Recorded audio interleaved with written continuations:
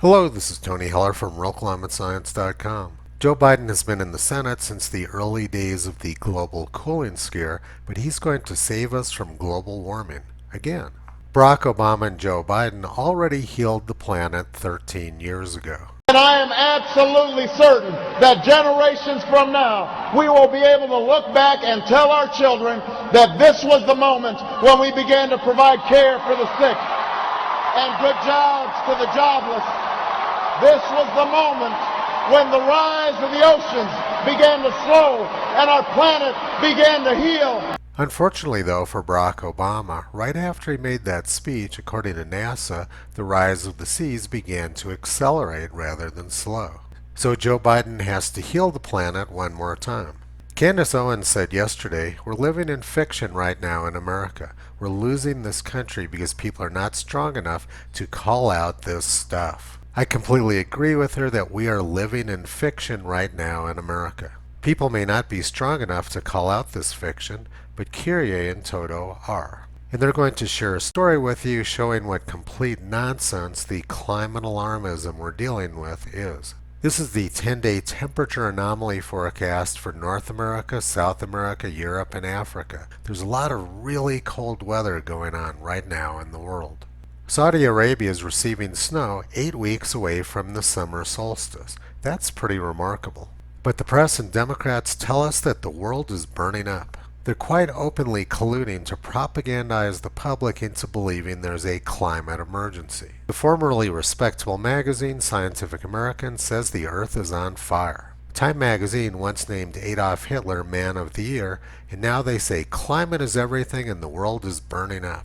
And they say the pandemic can lead us to a better, greener world. When the 2-week lockdown started 56 weeks ago, I said that this looked an awful lot like the implementation of the Green New Deal, and people said I was a conspiracy theorist. But the press and globalists are quite openly saying now exactly what I was saying 13 months ago. One of the big participants in the current blast of global warming propaganda is Google. They've provided a tool to show how the world has changed since the Orwellian year of 1984. It's a really cool tool because now we can show that sea level hasn't actually changed over the last 37 years. This is Dubai in 1984, and this is it now.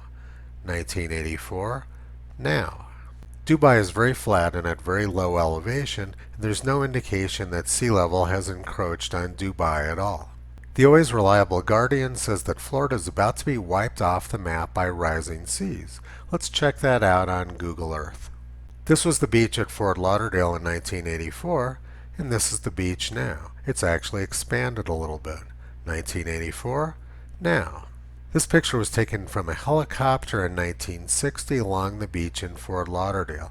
It was the beginning of the movie Where the Boys Are. And now we can see that the beach has actually gotten a little bit larger. This was 1960, this is now. Sea level hasn't changed noticeably in the last 60 years, so it doesn't really seem very likely that Florida is about to be wiped off the map. In 1995, the New York Times predicted that most of the beaches on the east coast of the United States would be gone in 25 years, or by the year 2020.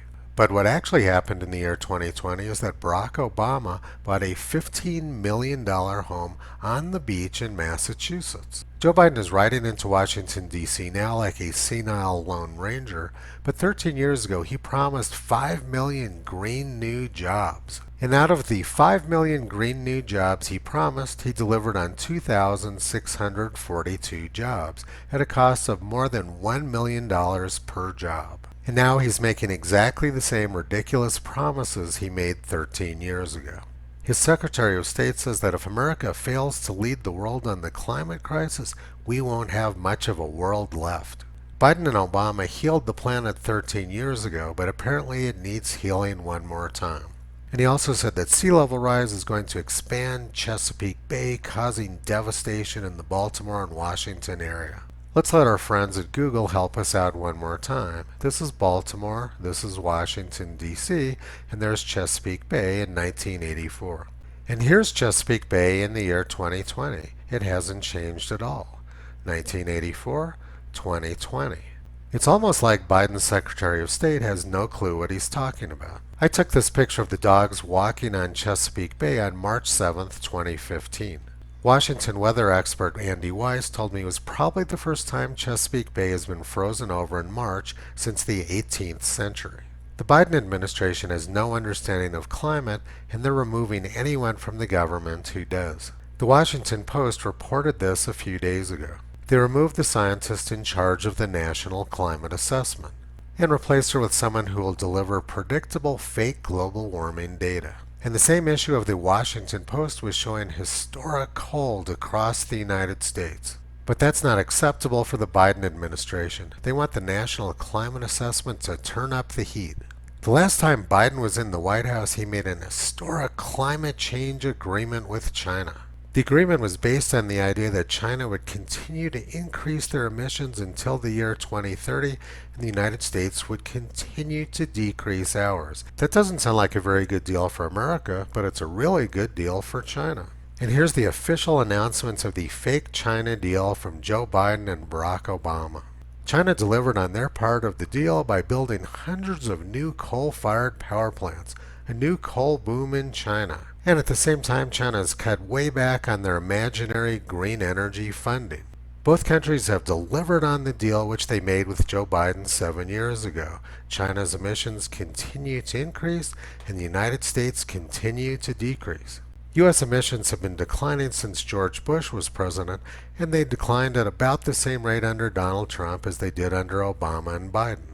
Scientific American said that the survival of the climate depended on getting rid of Donald Trump, but he did exactly the same as Obama and Biden.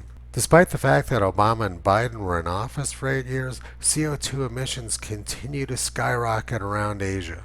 The United States and Europe are shutting down our fossil fuels, even as Asian countries are greatly increasing their use. It's almost like Asian countries don't want their people to freeze and starve in the dark.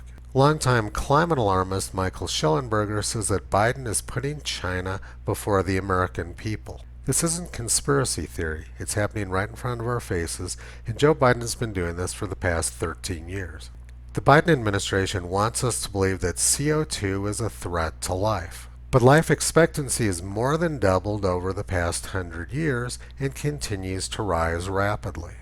I plotted life expectancy versus atmospheric CO2, and it's pretty clear that as CO2 has risen, life expectancy has also risen. There's no indication that CO2 is bad for life. There's also no indication that government has any control over the amount of CO2 in the atmosphere. Governments have made dozens of climate agreements over the past 30 years, and they've had no impact on the exponential growth of CO2. This included Biden's agreement with China and last year's lockdown. CO2 continues to rise at record rates. U.S. CO2 emissions have been declining for 15 years. And Biden's climate czar, John Kerry, has admitted that even if the United States disappeared off the face of the earth, it wouldn't make any difference to the climate. But his Secretary of State said that we won't have a planet to live on unless the United States leads. This is a pretty serious contradiction. Kerry says that the United States can't do anything about the climate, and the Secretary of State Blinken says that we have to lead. So now let's look at what the real agenda is. This doesn't have anything to do with climate. It's about the Great Reset, which global elites have been planning for decades. And John Kerry said the Great Reset will happen at greater speed and intensity than people might imagine. In June, elites at important international institutions, such as the World Economic Forum and the United Nations, launched a far-reaching campaign to reset the global economy. This is quite a change from the days of Abraham Lincoln, who said, "Government of the people, by the people, and for the people." Now it's about the global elites. Apparently the people don't get any say in our government anymore. The global elites want us dependent on energy supplies which we know are not reliable. Richard Feynman said, "For successful technology, reality must take precedence over public relations, for nature cannot be fooled." Countries and states have proven over and over again that they can't rely on wind power. In 2018, Britain went for more than 9 days without wind. During the record cold in February, many people froze to death in Texas because the state had invested heavily in wind power, which froze up, and failed to invest enough in fossil fuels. Bill Gates wants us dependent on wind and solar, and at the same time he wants to block the sun's rays so that less solar radiation reaches the earth. Many places on Earth are experiencing record cold now, and Bill Gates wants to make it even colder. And he wants our energy supply to be dependent on solar energy, which he wants to reduce. The New York Times says we don't have any choice, we have to do it. I wonder how much money the New York Times is receiving to print this mindless propaganda. CNN says that this idea is ingenious, but as yet unproven. But the technology has been proven. Bill Gates wants to put dust in the upper atmosphere, just like the eruption of Mount Tambora in what is now Indonesia did in the year 1815. The eruption of the volcano put a lot of dust in the upper atmosphere, blocking the sun, just like Bill Gates wants to do. And 5 months later, on September 23, 1815, New England had one of their 3 strongest hurricanes. New England has only been hit by major hurricanes during 4 years, 1815, 1869, 1938, and most recently 1954. The historical record provides no evidence that hurricanes were less damaging, less frequent, or less intense at lower CO2 levels. This is pure superstition from people like Bill Gates. And the following summer, after the eruption of Mount Tambora in 1815, was known as the Year Without a Summer in New England because 6 inches of snow fell in June and every month of the year had a hard frost. About 100,000 people starved to death in Europe that summer because of the very short growing season. CNN says that the technology is unproven, but we have hundreds of years of historical data showing that it's an extremely bad and dangerous idea. Bill Gates believes that we need to do this because he trusts government graphs showing that Earth is heating up rapidly. Never mind the snow in Saudi Arabia and the people freezing to death in Texas, he's got his government graphs. Current NASA graphs show that the United States warmed steadily from 1880 through the end of the 20th century, with 1998 being the warmest year. But 20 years ago, the same graph from NASA showed something very different. NASA used to show the 1930s as the hottest decade and a cooling trend through the end of the 20th century, but they've altered the data to reverse the trend. Now the graphs show a warming trend which doesn't exist in the actual thermometer data. These graphs are just for the United States, but I've shown very similar misbehavior by NASA and NOAA for global temperature graphs as well. Bill Gates wants to implement his insane global cooling idea based on fake temperature graphs from government agencies. Governments have been using the global warming scam as a political tool for more than 3 decades. Margaret Thatcher used global warming to break the back of the coal unions in Britain in 1989. And in the United States, we had Al Gore. This was my good friend Dr. Bill Gray from Colorado State University, who passed away 5 years ago. He was the world's leading tropical meteorologist and the person who invented hurricane forecasting. He received government grants for decades for his hurricane research until 1993, when Al Gore became vice president. Gore invited Dr. Gray to a global warming meeting he was holding in Washington, D.C. Bill said he'd be happy to attend, but Gore needed to know that he wasn't a huge fan of Gore's theories. Vice President Gore then cut off Dr. Gray's research funding, and the world's leading tropical meteorologist never got another penny out of the government. This is how Al Gore created the consensus. He choked off anyone who refused to go along with his scam. Dr. Gray was an incredible person who never gave in to the extortion. But intellectual and moral giants like Bill Gray are very few and far between. Al Gore received the Nobel Prize for a propaganda film he made 15 years ago, which was shown to billions of school children around the world. The name of the movie was An Inconvenient Truth. At the end of the movie he said, "Tell your parents not to ruin the world that you will live in." This is how totalitarians have always operated. They turn children against their parents. And Al Gore's evil plan worked. Former conservative Congressman Bob Inglis of South Carolina turned to the dark side of climate change after his children threatened to stop talking to him unless he took action against climate. So Al Gore demonstrated that he was able to influence policy by using school children as pawns, and Gore was awarded the Nobel Prize for doing this. Nobel laureate Al Gore also says that the polar ice caps may disappear by summer of 2014.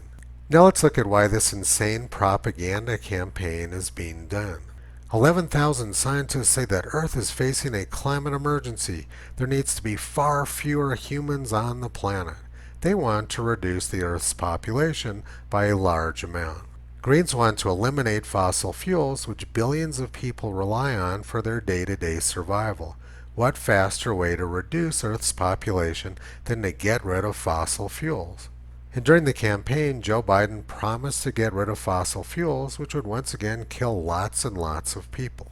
But kiddo, I want you to just take a look, okay? You don't have to agree, but I want you to look in my eyes.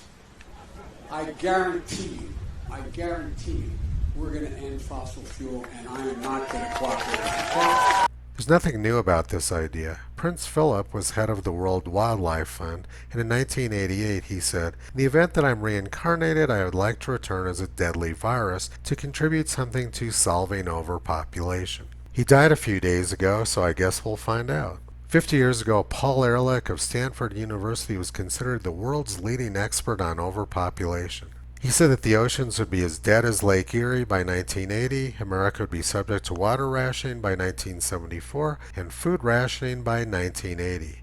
I don't think that happened. Instead, we had an obesity epidemic. And in order to reduce world population, he wanted to do involuntary sterilization and poisoning the food and water supply.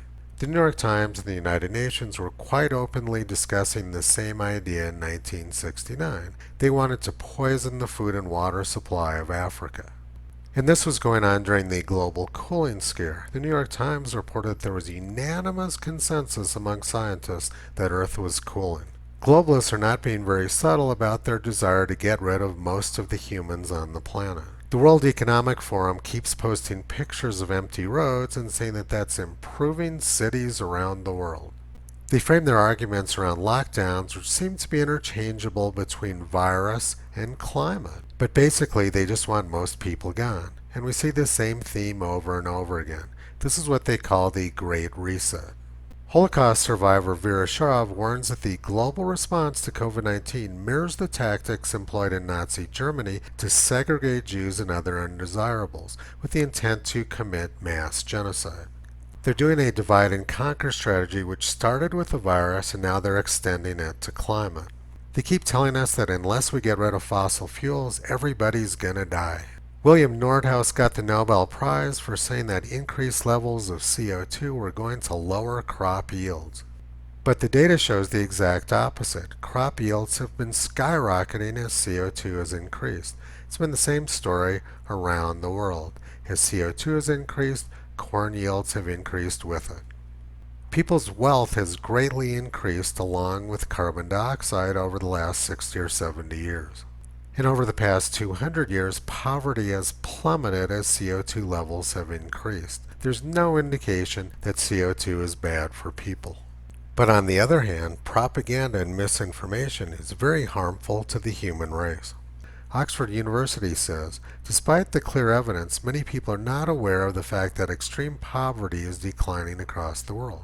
While the share of extremely poor people has fallen faster than ever before in history over the last 30 years, the majority of people in the UK believe that the opposite has happened and that poverty has increased. 55% of people believe that poverty has increased, whereas only 12% believe that it's decreased. This is because the public is being fed nonstop negative propaganda and misinformation in a deliberate attempt to get the public demoralized. The same disinformation campaign crosses many aspects of our lives, including climate. And there's no scientific evidence to support the idea of a looming climate crisis. We don't have to rely on academics' toy climate models to know what Earth would be like at higher CO2 levels, because we have hundreds of millions of years of Earth history to answer that question definitively. The greatest expansion of life on Earth occurred 540 million years ago when CO2 was right at its peak of 7,000 parts per million, which is about 15 times higher than now. For most of the history of the last 600 million years, life has thrived on Earth at much higher CO2 levels. NASA satellites have shown that Earth is getting much greener as CO2 has increased over the last 35 years. And anyone who's been to a natural history museum knows that we had very verdant forests when CO2 levels were higher hundreds of millions of years ago. The whole idea of an extinction rebellion and a climate crisis is not based on science. It's based on mindless superstition. And it's a political tool used to beat the public into submission. Let's look at how Joe Biden's more articulate better half did this. The problem is, can you get the American people to say this is really important and force their representatives to do the right thing? That requires mobilizing a citizenry. That requires them understanding what is at stake. And climate change is a great example. When I was asked earlier about the issue of coal,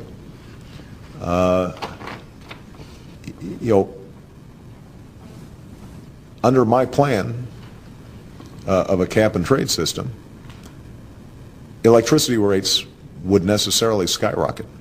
Even regardless of what I say about whether coal is good or bad, because I'm capping greenhouse gases, coal-powered plants, natural gas, you name it, whatever the plants were, whatever the industry was, they would have to retrofit their operations. That will cost money. They will pass that money on to consumers. And Joe Biden has fulfilled their promise. Since the election, energy prices have skyrocketed. By promising to shut down U.S. energy production, Joe Biden has once again made the United States dependent on Middle East oil and allowed Middle East oil producers to control the price. We no longer have government of the people, by the people, or for the people. We're now being controlled by billionaire globalist elites. Biden's buddy quite openly stated that Americans have no say in policy. The opinion of Americans no longer counts because we have much smarter people to tell us what we have to do. They created this fake 97% consensus and are now using it to beat the public into submission. We're way past the point where this is about scientific debate. It's now about survival. And it's not about survival from climate, it's about survival from the plans of globalists. Toto has been pulling back the curtain on these people for the past 13 years, and he's hoping that more and more people are starting to wake up. You can visit Toto and Kyrie on the web at realclimatescience.com.